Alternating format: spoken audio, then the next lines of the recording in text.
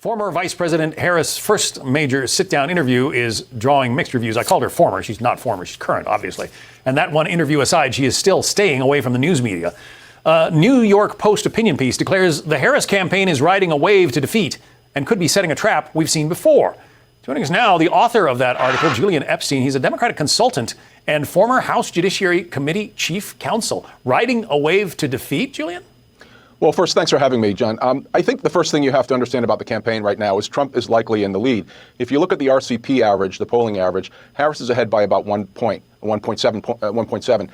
Biden was ahead by 6 points. Clinton was ahead by 5 points in the 2020 and 2016 elections. So she is significantly behind those benchmarks. If you look at where she is in this critical swing states, particularly the Rust Belts, she is underperforming Biden by a factor of about 2 or 3-fold. So if the polling errors are anywhere close to where they were in 2016 or 2020, then she is behind on this race. And in fact, Nate Silver, who probably is the most sophisticated in crunching all of the numbers, now has Trump at 56% chance of winning.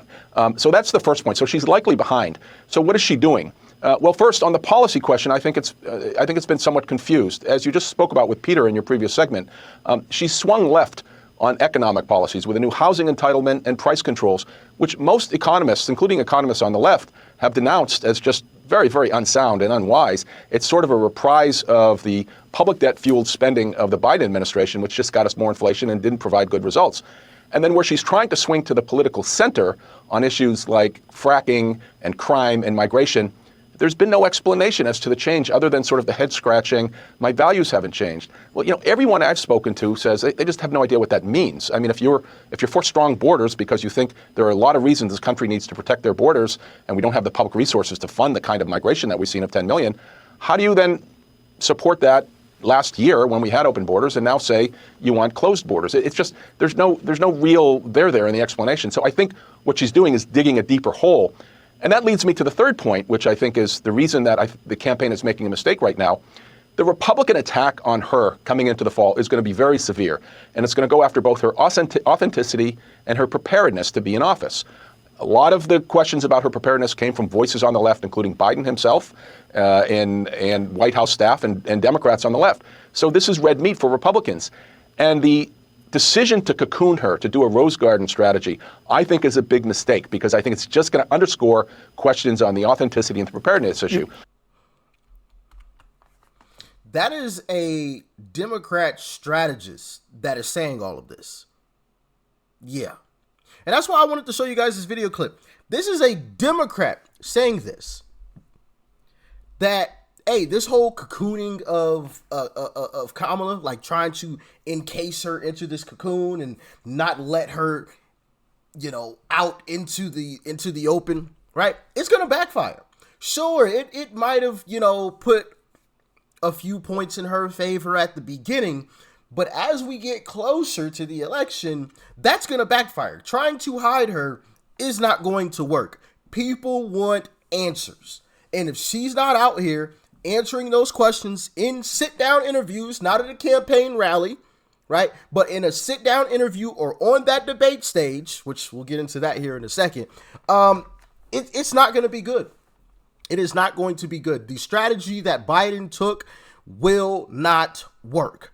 And we're seeing it already. I mean, even if we took these polls for face value, right?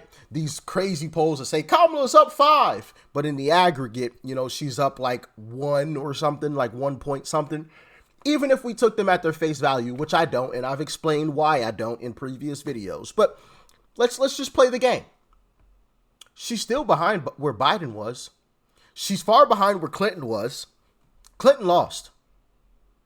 So if she's only up by 1 point something or whatever, and Clinton was up by 6 or 7 or whatever it was, and Biden was up by about the same amount, Trump beat Clinton. She's only up by, we'll give her 2. So that means Trump made up a 6 or 7 point difference. So in reality, she's down by 4 or 5. If that's the case. So, I mean, even if they want to play that game, like she's still far behind where the 2 previous people were. But let's continue on. If you go ahead, John. You don't think the Dana Bash interview on CNN helped her? I think it was a wash. I think she passed. But I think having Waltz there was a mistake. I think it looked like she needed a chaperone. I think the questions from Dana Besh, the initial questions were tough, but there was a complete lack of follow-up. And look, if you think about Bill Clinton in 1992 going on Arsenio Hall, you couldn't get between Bill Clinton and a camera. He would take every chance he could to get to a news reporter, get a live interview, to showcase his incredible talents on policy and his understanding of culture. Same with Barack Obama. Remember 2008? Where did Barack Obama go when he wanted to talk about traditional marriage?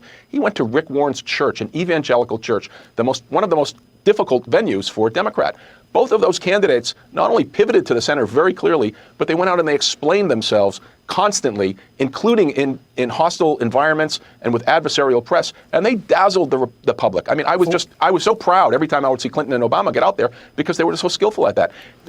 The difference is Kamala can't speak. She talks in circles. She laughs and giggles.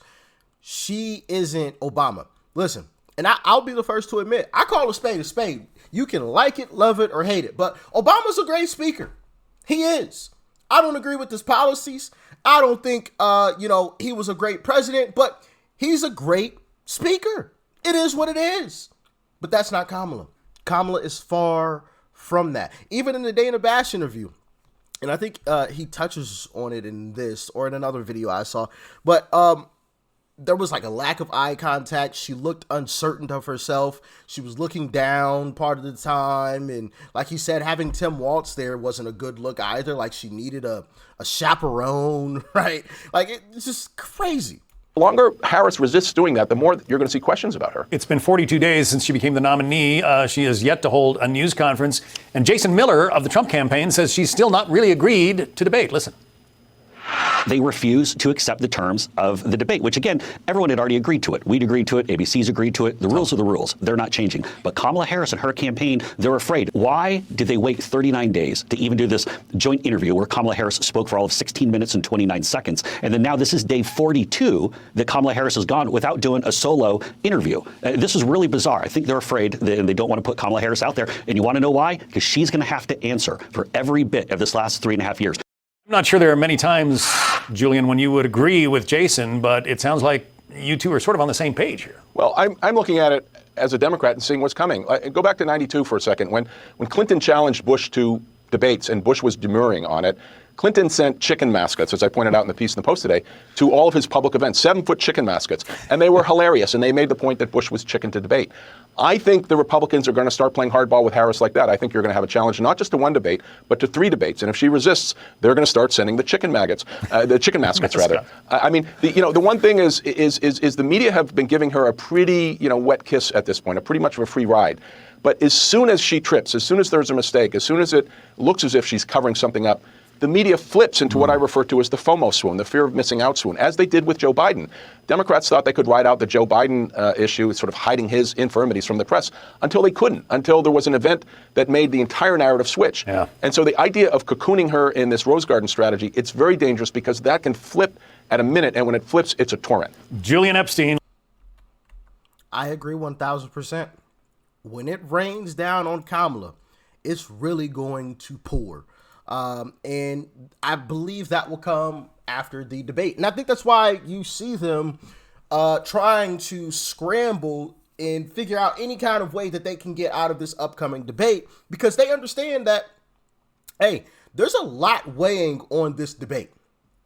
There's a whole lot weighing on this debate. If Trump bombs it, I hate to tell you, but he'll probably lose. Now, do I think he will? Absolutely not. I think there's about a 1% chance in reality of Trump absolutely bombing the debate. 1%.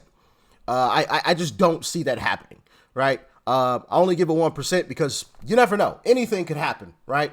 But I do believe that there is a strong likelihood that Kamala looks absolutely silly in this debate. Even if she's been given the questions, which we can assume that she's been given the questions already, I still think she's going to bomb it because they allegedly, I got to say allegedly, her campaign was wanting notes, right? So that she could just look down and read off of a card what she's supposed to say. They wanted to sit down, which that's kind of weird too. Maybe they don't want to see the difference in height because Trump's not a little guy. You know, Trump's not a small guy. Kamala's I don't even know Kamala's height, but she looked small next to Tim Walz, and they were sitting. So I don't know. And also they wanted to have the mics on, always on, versus the mute, which I think that was so Kamala could have one of her moments where she had at the rally, and I think she had one against Joe Biden, I believe, in the primaries a while back. But when she says, "Excuse me, I'm speaking," excuse me, I'm speaking. You know, I think she wanted one of those moments, and that was going to be like a, ooh, gotcha, you know, kind of thing. But Trump and his team, to their credit, have stuck to their guns and said, no, we already agreed to these terms. The network has agreed to these terms. We agreed to these terms with Joe Biden. Y'all wanted the muted mics originally with Joe Biden. Now you want to turn, you want to switch it and turn them back on. Like, no. We're going to keep it all exactly the same.